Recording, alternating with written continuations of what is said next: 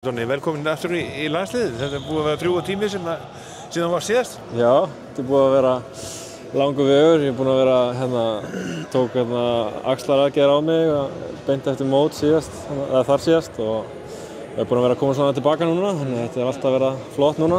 Já. Og náttúrulega búinn að skipta land í myndinni líka. Jú, einmitt, og eignast litla stúlku, þannig að það er búið að vera nóg að gera hjá mér. Já, já. Og hvernig kanntu neyðing í Danmörku? Ég kann bara mjög vel við mig. Þetta er bara frábært handboltaland.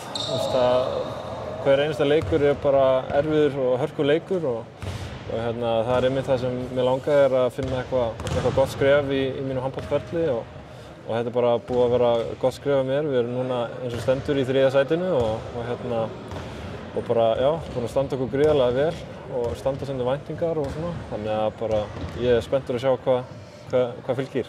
Svolítið erfitt að koma sig inn í nýtt mál og nýja siði?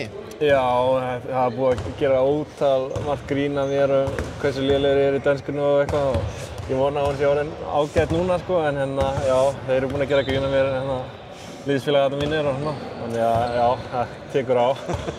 En það er svona, varðandi þetta verkefni, þetta verður svona nýja áskorun. Það verður náttúrulega mun reyna á þér núna, væntanlega. Nú eru þessir Ómar og Viggo til dæmis úrleik. Já, einmitt. Þetta er ekki fyrsta sinn sem ég er svona plan D, eins og ég myndi segja. Aðrir meiddir og þá þarf ég að hoppa í skarðið. Þannig að ég mun bara gera mitt besta. Við eigum held ég 2 eða 3 æfingar þar sem við getum púslað þessu saman og ég spila kannski held ég 25 mínútur fyrir hann Snorra síðan hann byrjaði með landsliðið, þannig að það verður spennandi að sjá hvernig þetta gengur núna á móti Grikkjum. Þannig að þetta verður svolítið áskorun að fara út í þessa leiki núna með mikið breytlið. Algjörlega, og við erum að missa marga stóra pósta, gæjar sem eru í byrjunarliðinu og það verður bara, það verður erfitt.